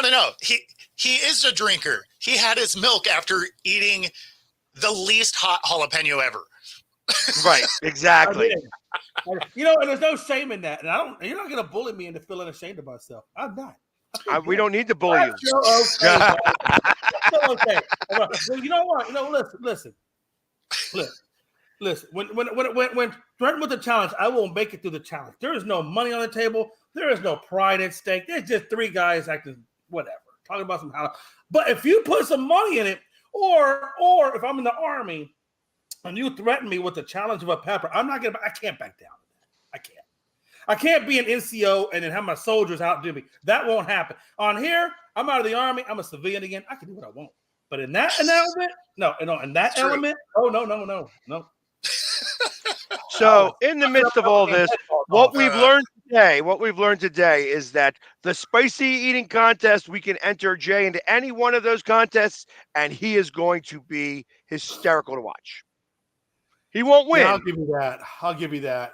He won't win. It's almost to the borderline that it's so bad. I will embarrass myself so bad that the people watching it will actually feel my embarrassment. Good. I like that. Damn. Did you see him? Did you see what came out of that man's face? How is it possible? Yeah, that's not something I'm going to do. So I'm going to give that up to you. I won't do it. I just won't do it. Like there's lots of things. So I've done the Wild Wings one. I've done the Wild Wings challenge, right? Because you have like a time limit to eat the 6 wings and whatever. And that was probably one of the easier contests because the wings that I always get there are the ones just below those anyway. So got him. But yeah, like so I will. Do you ever get to a point when you're eating these wings that are so hot? Let's say you get to 12, right? Let's say you go for 12. Do you ever get over a 20 actually? Okay, well, that's even better. That's even better. So at what point do you, because I have done those super, the top level, and at one point I felt like I was getting blisters in my mouth. Like they were just formulating blisters. That's the herpes that actually has nothing to do with No, it's not the herpes. Come on now. Hold on. Because I'm all down for comedy. I am, but I'm being actually serious. Like I literally, they were so hot. I felt like it was causing blisters on my. Have you ever got to that level of when you're eating these wings? No, I've never had that problem. Yeah. Wow. Okay, you must have some really tough skin then. Okay. Yeah, mom said that he's been eating hot stuff since the baby. Yeah. So it's yeah. No. Hey, listen, I was there like too, really Linda. I remember when I was a toddler. I was at Castle Lane. They put you in the little high chair, whatever, and I put a little Tabasco and they let me dip the chip in the hot sauce and I ate it, and I would rock back and forth. And then I fell over. Terrible. Bo, I fell over. And I hit my head on the floor. And then the whole restaurant's like, oh my God, this baby just fell over. And now he's hit the floor. He's going to die. And then I started laughing and everybody said, oh, well, fuck it. And then I got back up and they whatever. Yeah. No, see, I can't do things like Tabasco or like Frank's Red Hot. Wait. But what's wrong with Tabasco in and of itself? Just is it not hot enough for you? Is it the taste? It's the taste. Okay. I hate the vinegar base of them. So any of those sauces I can't do. What about Texas Pete? Do you like Texas Pete? I can't remember what that tastes like. I've had it before, but I don't remember what it was offhand. It's interesting because anytime you get an MRE nowadays in the Army, I guarantee you, every MRE comes with it. They give you a little small bottle of Texas Pete in there now.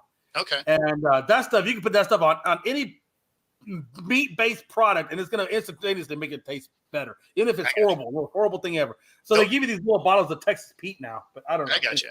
No, the ones, the sauces that I can't do, like obviously spicy stuff I love, right? But like the like sweet and sour sauces, immediately out. Can't do Not it. even with your egg roll? Hate the flavor of it. Yeah. But not even with your egg roll? No, 100%. Just nope. Oh, the sweet and sour pork is definitely not in your wheelhouse then. No. It's totally not. You give me that stuff with spicy stuff, awesome. You give me a sweet and sour or even some of those peanut sauces, I'm good. What about orange chicken? What about the orange chicken? Hard pass, man. Hard pass. It falls right in that. So give me like a Hunan beef or General Tso's or something like that. Something spicy. I like the General Tso's too. I do. Right? I like the something spicy. I'm in. Yeah. But yeah, any of the sweet sauces, nope, can't do it. Interesting. Okay. What about those red sausages? You ever seen the red sausages? Bo, you ever seen the red sausages that you can get like in the convenience stores? You know, I don't know what this thing looks like. It looks like some kind of atomic look at this. Almost not even red. It's almost like pink or whatever. You know what I'm talking about? Yeah, in like a gas station. Yeah, like you eat those things? Okay. Yeah. What about it? I was just asking if you had them. What you thought of them? To me, they weren't hot. I just didn't like the taste of them. But they make it look like it's supposed to be hot. Yeah, no, they I think taste like one of them, I think it's called atomic something or other. You wouldn't want to deliberately eat any of that. But it's at a gas station, so what did you expect? Hey, I'll tell you this. Hey, some of that gas station, hey, even those damn sausages taste better than some of those MREs. I'll tell you that right now. Well, especially if you get the tuna one. Oh, my God, forget the tuna. If you get tuna, run away. Don't even eat that crap. Just run. So you're just over there eating some Chevron sushi. I got you. Now listen, hold on a minute. Yeah. I only do that on if I'm really super hungry and I don't want to wait. I might go grab a little Tostito. And they go, I got those little things on the rollers. I might grab a Tostito or something, mow down on that or whatever while I'm getting gas. Oh, okay. So you were totally the let me go get some Doritos and then swing by the 7-Eleven pump cheese and make some nachos in a bag. Is that what you're saying? Careful, you're talking about my family now. You got that stained wife beater and a can of Rainier. I got you. So I got a question. Because you guys were talking about Thai and stuff like that. Like I'm a big fan of horseradish or like wasabi, like real wasabi. Sure. Real wasabi I could do. On your socks too. That's got a good burn to it. Yeah. Now I can do that different than I can do peppers. Well, it's a different heat, but yeah, it's funny though because that's like the Chinese spicy mustard, right? Like that can get you a nose tingle, if you. Oh, I love that's the best. That's the best. Like when it's almost like when you're doing one of those, ammonia packs. When you sit there, and you're like, woo. Hey, but so will natural horseradish. Natural horseradish will do the same thing, though. No doubt. Real good horseradish. Yeah. That's the hard part, finding real good horseradish, because horseradish, for the most part, is not. It's too processed. It's not very spicy. When I find some good horseradish, people ask me like, "Where did you get this?" Because this is when it starts singeing your nose hairs, that's good horseradish. I can do that all day long. Wasabi, I could do it when I can put a little bit of wasabi with the ginger on top of a sushi. Yummy. Yeah. Give me a jalapeno pepper, and all the next thing you know, I'm hiccuping, and I look like a fool. No, that's fair. I mean, it hits everybody different, right? When you get to a certain heat level, it takes away from the flavor of the eating experience because it's so 100%. damn hot. 100%. That's why when I go to wings, right, I'll get their hot. I won't get the wild because I like the hot better than the wild. I like the flavor of it better. It's so damn hot. Shit, you can't enjoy it. No, I mean it's not that. It's just usually once you get to that upper level of heat, the flavor falls off. Well, it does. See, we were talking about sports today. What got us onto this was we were talking about eating competitions, and then we talked about the one chip challenge, and that's kind of how we got off onto this. So it's not like we It weren't was a bit talking of a about tangent. sports. Yeah, we definitely do the tangents here on this sports talk. But listen, it's great. We could talk about all the guys that are not being signed by MLB. We could talk about all the potential trades that are going to happen in the NHL. We could talk about how they didn't play basketball yesterday because they scored too many points on Sunday. All of those things are easy to talk about here. There was a hockey game yesterday that had a football score. The game was 10-7. 3 guys had hat tricks. 4 guys had hat tricks all day yesterday.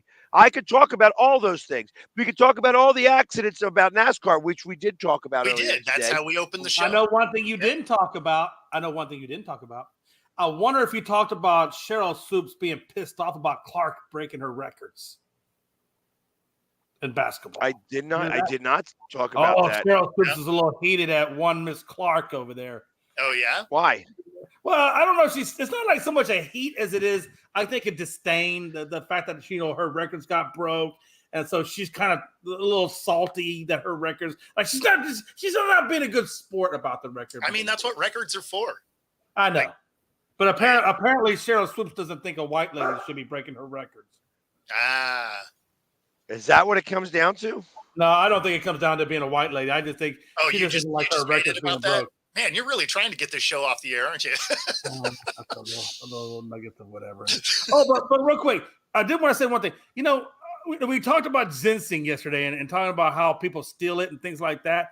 My wife was telling me about that. She's like, they have like 300 acres up in West Virginia, in the mountains, and they went on there and they had a whole acre of nothing but ginseng.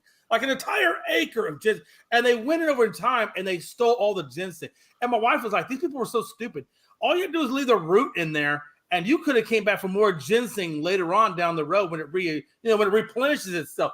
But these people were taking it all the way down to the damn root. So that way, once the roots comes out, there's no more ginseng left to give. And I'm like, because I guess they were selling it. I'm sure they were stealing it, selling it, making whatever money they could, right? Sure. But why do you take it all the way down to the root? Like, you could have came back for more. Weird. Well, they were stealing it so that they could, they were taking the whole root, and replanting it, so that they could replant it themselves. That's what was going on. And you're right, and they may have exactly well done that. And if that's the case, well, then they're smart. I don't know. Well, then, but the matter is that there should have been a camera out there, and I would have gone and shot those people. You know what I mean? If you were going to do it like that, if you're stealing, you got to go catch them. But they had literally a whole acre of that. It was crazy. But anyway. Anyways, yeah. See, and that was the follow-up to last week's talk about ginseng. Yep. Since we were talking about, wasabi and stuff like that, because wasabi in the United States is not wasabi. It's just a spicy horseradish. So it's not real wasabi here. Wasabi is actually really tough to get, and it's very, very expensive. So, real quick. So, after a brief conversation with Angela Reese, Swoops apologized privately to Clark, and she has now revealed what she said to the Iowa Hawkeye star. But I will say what I said to her was, I made a mistake in saying it was your 5th year when it was your 4th year. And I guess going back to breaking the records, I guess she felt like she had more time to do it, so there wasn't enough.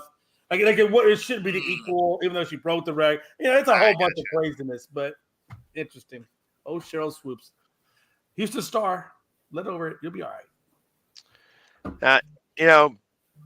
Sometimes it happens. Sometimes you wind up having your record broken. Yeah. I mean, that's what occurs. Records are meant to be broken. The odds are you broke someone else's. Yeah. Well, think about it. You had to break. I mean, yeah, that's right. What the hell?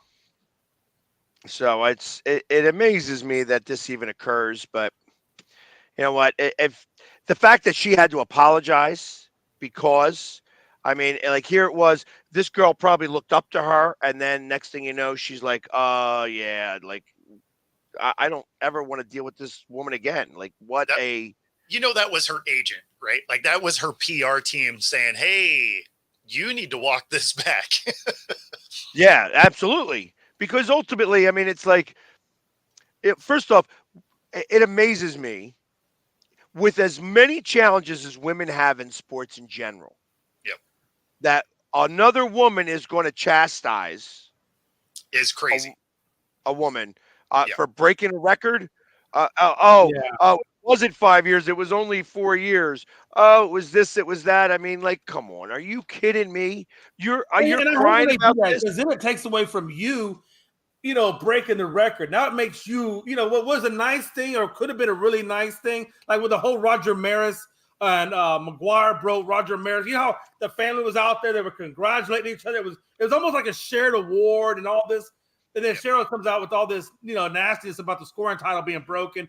And then now it just makes her look bad. Like nobody even cares about her anymore. Now it's all about, it's so just hard to tarnishes get. her.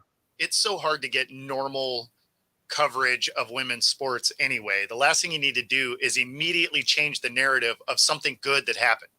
Oh, absolutely. Right. Yeah, so I'm gonna cry about the fact that I lost my record. I wanted it to stand forever. I didn't think anybody was ever going to beat it. Well, maybe you should have scored some more points then. Exactly. You know what I mean? It's like, but it's true though. Yeah. I mean, there's only probably, if you really think, there's only probably a few records that probably won't get broken, at least not in my lifetime anyway. Well, and the thing That's is, probably Nolan Ryan's 5,000 strikeouts. And I got to imagine it's probably going to be Wilt Chamberlain's 100-point game, even though I think he has a more chance of the 100-point game getting broken with the way the game is evolving than Nolan Ryan getting 5,000. well, yeah, when you're putting up almost 400 points in an all-star game, I mean, the odds are high you get there at some point. Well, I mean, yeah, you're right. time out. There's some actual news that I just found here. The College Football Playoff Board of Managers unanimously approved a new 12-team format Tuesday. The format will feature the 5 highest-ranked conference champions and 7 at-large participants for 2024 and 2025. No conference will be guaranteed a berth, and there will be no limits on the number of participants from any conference. The vote comes after the expected dissolution of the Pac-12. The new 12-team format was originally slated to feature 6 conference champions and 6 at-large participants. So they are going to have a playoff with 12 teams next year. Let me ask you guys this question, because this is something that we have talked about extensively forever, and I want to get you guys this. And I'm glad you brought that up, because that's actually something really cool. Do you think? Because this is my contention. I think 12 is too much. I think it should be 8. I don't think it should be 12. I think it should be 8, because I think once you get past 8, now you're just talking about a bunch of bottom feeders that really shouldn't have been there. They're just getting extra whatever, and that just kind of prolongs what I really want to see. Now, yeah, you can say it's a Cinderella story, and maybe the Cinderella team can do whatever. What do you think? 8 is where it should be. Do you guys think it should be 12? So I like 12 because it's going to get rid of any of the controversy, really, because anybody that's like, oh, I should have got in, it's like, man, you're the 13th school. Like at that point, you probably should have won one more game. Right. Because that 12th school is going to be a 2 or 3 loss team probably, and at the end of the day, expanding it to 12 basically just means that all the games are the bowl games they already play anyway.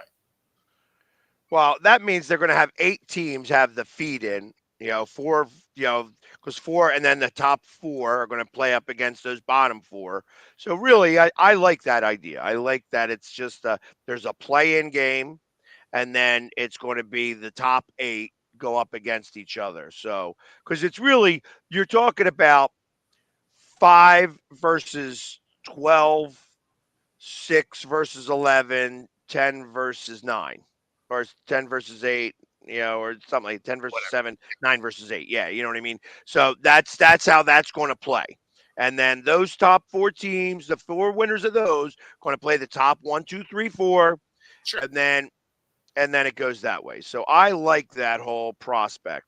of doing that. And you're right, it does stop, because if you're team 13, now if you're team 13 and undefeated and they snub you, then maybe you have a fight, Sure. because there's going to be teams out there that are loose. But that's what this purpose is.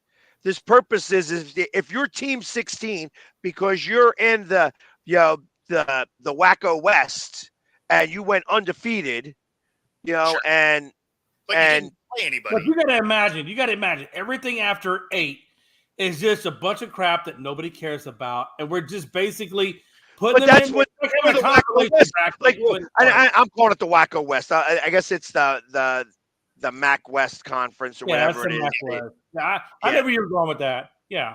Yeah, I mean, that's where if you were undefeated in that and you haven't played everybody in that conference, you haven't played anybody, you are going to be the 10th, 11th, or 12th seed. For sure. That's how that You got to protects that. imagine it's going to go by strength of conference, and it's going to go SEC, Big 12, Big 10, that kind of stuff, and then you'll get down to the bottom feeder, whatever is left over. Right? Well, you're going to wind up seeing 3 teams out of the Big 10 or 4 teams out of the Big 10, 4 teams out of the SEC, 2 teams out of the ACC, and 2 teams out of the alternates. Right. Yeah. That's how that's going to work. So I just think everything after the 8th seed is going to be a lot of watered down stuff. But but if they beat the top 8 seeds, then good for them. And you're right. You're right. Okay, I'll give you that. And again, if you get that Cinderella that works its way up, we're like, okay, well, damn. So hey, listen, was a few years ago Boise State? Boise State going undefeated. Yeah. They actually had a legitimate chance to beat, and they did. They beat a top 4 contender. And I get what you're saying too, Bo. It takes some of we could have beat you, but we weren't in a good enough conference to get there. So I do see where you're coming from, and I see the storylines that can be generated. So, but you also got to keep in mind, you're kind of winning me over with that. I guess. But you also got to keep in mind in this that there's a million bowl games. So now the bowl games. There is a million bowl games. Well, no, but so now ridiculous. the bowl games matter, bowl right? game Because it's part of the playoff system. So the bowl games finally mean something instead of just being some bullshit, right? Like it's when you're like playing in the Menards Bowl. Come on, what are we talking about? Menards Bowl? Yeah. Really? No, and so now it will be part of the playoff picture. So I mean, all of a sudden it means something to go to that bowl game, right? It also, probably gets rid of some of the other ones. So now you don't have bowl games with 6 and 6 teams because they were eligible, right? You're going to have a true playoff, which is something that is done in literally every other level of football. Pee-wee to pro. Including Division 2A. Exactly. That's my whole point. Is it literally works in every single other facet of football. What were we doing all this time anyway? I always thought it was stupid. So I like having a real playoff, and this is enough teams that if you don't make it in the top 12, let's be honest, you lost a few games, and so that's on you. Like, and if I you like want the in, fact, you still want to be undefeated. I like the fact that Texas and Oklahoma are now in the SEC and out of the Big 12, because now it allows for teams like University of Houston, to come out of Conference USA. I think, correct me if I'm wrong, I believe they're the ones that got moved up into the Big 12. It was one of those bigger conferences, and it's good for those kinds of schools for recruiting and to see where they can go. Because if you look at Houston, if you look at U of H, a lot of their coaches like Thompson and what was the guy? Kevin Tomlin, I think it was. He went on to Texas. It gives them a chance to maintain their coaches rather than losing their coaches to bigger programs. I mean, that's only sort of true, right? You know what I'm saying though. When you go to a bigger conference, though, it does give you. If you come to Conference USA and you're going into Big 12, I think it does help you a little bit to get the better recruiting classes, or at least have a dibs at some better recruiting classes. Because no college player is going to want to go down to Conference USA. Let me ask you this question, Jay. Let me ask you this question. Do you like March Madness? I do like March Madness. So the fact that there are now 68 teams that have the potential of getting and winning the national championship. Obviously, the 16 seed. I'm so happy that when Virginia lost and finally had a 16 seed beat the 1 seed, because it sucked that did not happen. But it happened on every other level. 15 seed beat a 2 seed and stuff like that. Once the 16 seed finally beat a 1 seed, that kind of took that out of the mix too. So I love that.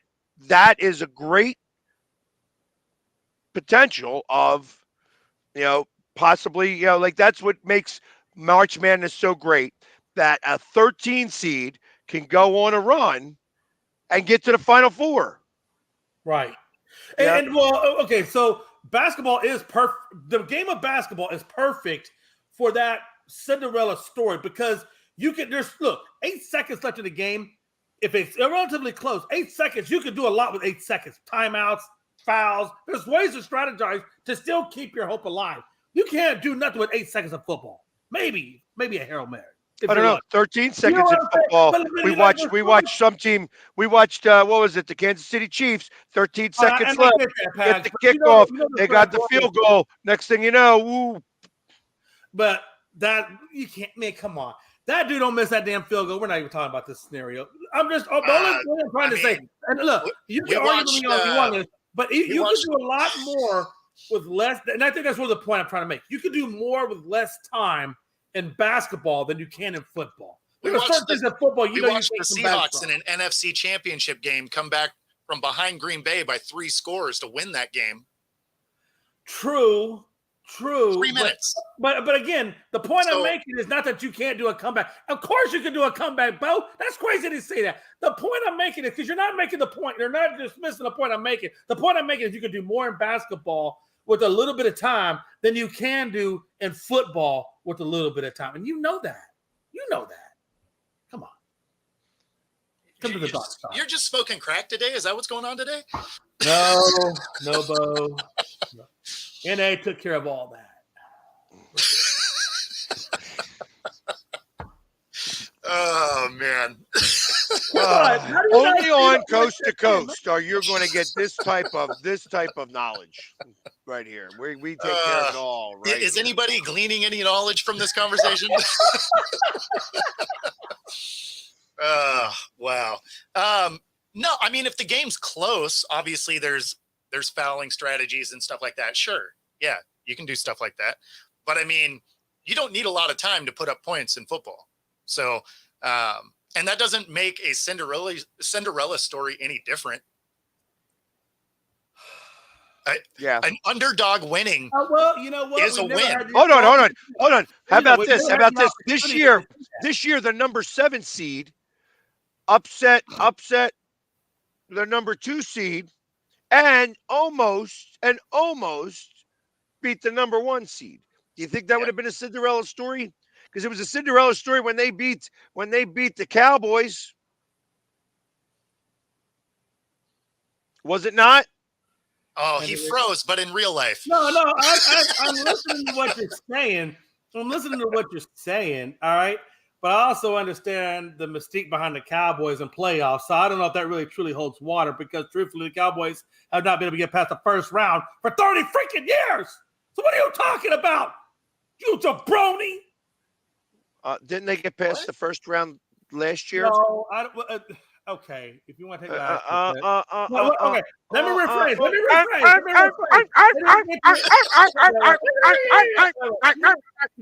That's what I feel like. Mars attack. That's what I feel like. They haven't made the NFC. Had they made? Okay, because you're right. No, you're right. They came out of the wild card. I get you. I guess what I'm trying to say is we haven't made it to the NFC. Let me rephrase. They have not made it to the NFC game in 30 years. Right. It's true. So I don't think. It's hard to make a Cinderella case against the Cowboys, given our track record, is all I'm really trying to get across. Our track record is not the best in the playoffs. Hold on. But if you ask any Cowboys. A Cinderella story has nothing to do with what your track record was. They weren't supposed to be there at all. Right. That's the Cinderella story. But just y'all are trash. I get that. I'm just trying to say, I'm not saying they're not a Cinderella story. I mean, truly, they're not. I mean, their Cinderella story only lasted one game. They beat the Cowboys and went on. They got beat next. I mean, and again, if you want to go through the Cowboys and with our playoff track record, and you want to amplify that up a little bit to make your point, hey, go right ahead. It's a weak point to amplify. To be honest with you. It's the Cowboys. Really? The Cowboys aren't even part of the conversation. It'd be different if you went up against a team like the Eagles and did that. That was good. The Eagles do have a better track record, obviously, in the playoffs than what we do, right? No, they have a Super Bowl. They have an NFC appearance. I mean, your guys' shortcomings way more than what we have. Your guys' shortcomings has nothing to do with their path to get. Sure, you're right. It has nothing to do with it. It didn't make it any easier. You're right. I'll give you that. Maybe it was the fact that we were playing 10 yards off the wide receiver that made it so much easier for them. Maybe the fact that when they threw the ball, the quarterback wasn't even in the picture. Do you even know what a Cinderella story is? I know what a Cinderella story is. I don't know if that's true. I understand what you're saying. The fact that Tampa Bay, by all means, really shouldn't have been able to get as far as they did because they lost Tom Brady. They lost all these other issues. They had issues with their offensive line. I get all that. And they are a Cinderella story. I'm not saying they're not a Cinderella story. That's not what I'm trying to say. All I'm saying is that Cinderella story went a little bit further than what it could have gone had they gone up against maybe the Eagles. I'm just saying they got a little further along going through the Cowboys than maybe if they'd have gone against the Eagles. That's all I'm saying. I'm not saying they're not a Cinderella story. They are a Cinderella story. I'm just saying they had an easy track record to get to where they got to. That's all I'm saying. I swear I need like one of the little buffering wheels above my head trying to figure out what the hell you're saying. I have no idea. That's okay. That's okay. That's okay. You can keep that motherfucker buffering. Shit. Well, now, I you get no points, and God have mercy on your soul. Well, God does have mercy on my soul. I'm a Christian. Of course he has mercy on me. Yeah, he's got to have some mercy on us, please. He gave you mercy and grace. You only got to deal with me 1 hour a day. Come on. That's not true. That's not true. We had you 2 hours yesterday. That's true. They give me what is that? And weirdly, this today's Tuesday. So Wednesday you should get me for a full 2 hours. How about that? Yeah. I'm already gonna go right now and start planning out my shit. There we go. So hopefully there'll be some news that happens tomorrow because I can't go. This went way off the tracks somewhere. Yeah, it was Bo's fault. Took a left turn real quick. That was Bo's fault. That was not my fault. I just went down the rabbit hole with them. No, I mean, to be fair, we had kind of gotten a little off track before you punched in, man. Next thing you know, we were talking about food, like competitive eating as a sport. That's where this started. It started as competitive eating, then it went to hot peppers, then it went to drinking milk and wearing your skirt, to the Cowboys and Cinderella. Hey, look, that is kind of a good, now. Let me ask you this, to kind of bring it back home to food again. No, seriously. You had Kobayashi. I think, he was obviously a great champion. And I think it was Kenny Chesney. He was in there.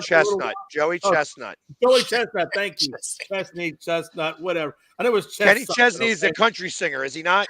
100%. He might be, but you know what? The fact that you knew where I was going with that speaks volumes. So then you had Joey Chestnut. I'm sorry, I don't pay a whole lot of attention to eating. That's why I'm asking you guys this question. Who do you think had the better or longer, not longer, but just who had the better reign? Obviously, Chesney beat him. So I know he is the great champion. But who did the best with it with style and swag? See, there I'd have to go with the Black Widow. She was the best when she won. When she won it, she was like, this was a 5', 90-pound woman that just came in and smoked the field. Yeah. That's amazing. That's amazing. We used to have the Wing Bowl, the same weekend of the Super Bowl. The local radio station used to have Wing Bowl, and it became a big deal. Like Wing Bowl 25, there was like 25,000 people there at 4:00 in the morning to watch a wing eating contest. Okay. Crazy. You know, that was, and she won that contest. She then won. She beat. I think she was the first one to beat Kobayashi. And then Joey Chestnut came in, and once he started to win, he hasn't lost since. So, I but mean, in the training regimen to do one of those competitions, from what I've seen, is pretty insane, right? I mean, the amount of loads and water that you got to force down yourself to expand your stomach to a level of where you can get it where it needs to be. well, that's crazy. part of the thing. We were trying to get Joey Chestnut. We're going to try to get Joey Chestnut on to talk about some of this, as we want to expand our horizons of sports to Besides, not just if you showed up on time, you would have been part of the conversation. right. You know what? I know your other show. Your other show is that just was as the first time important. I showed up for it. I showed up for my birth. Okay, hold on. Let me ask you this, guys. I would throw a gauntlet down that I would say let's all three of us go on a 4-week training and see who can eat the most wings. We can do it televised. Now with the internet, we can do it on the internet. We say start, we say go, we count. You know, we have one person over there, a designated counter, just do nothing but count wings. I mean, I think where you run into a problem there is trying to get uniform sized wings in our 3 locations. Yes. That would be one of the hard parts. I was just saying, you're right. Well, hold on, time out now, please. Let me ask you this question. Does Buffalo Wild Wings, don't they use a standard source of wings? I mean, if we all went to a Wild Wing, I guess if we're all just hanging out at Wild Wings all the time, sure. Yeah, I'm just saying, we all go to a BW3s, we all order flats, because I hate crumbs. We all order flats, and and we got to do it on quarter wing day. Why do they have to be flats? That seems weird. It's not like flats. Yeah, man. that's part of the whole thing. You have to eat flats and drums. Okay, that's fine. If you want the damn drums in there, fine, put the damn drums in there. Either way, I'm just saying we all go to the drums are faster anyway. Like, why are you hating on drums? I don't know. I can eat a wing pretty fast. I mean, I got little wing. My fingers, the way they move the bones, I'm done. I'm out. I'm on to the next one. I mean, it's all good. It's all good. It's all good. Either way, it's all good. It's all good. It's our hater show coming up April 1st. If you are watching some of this and you are hating on some of the things that are coming out of Jay's mouth, feel free to save it on April 1st. We are going to be able to let you vent. I may be the first one that vents here and says, damn, Jesus Christ, we have to do something better about our third co-host here because he just, No, I think of the movie Idiocracy. 100%. He's Burrito Supreme. That's who he is. He's Burrito Supreme over there. Man, the thing that's funny is based on this show right here, I'm going to be the one calling in for Jay.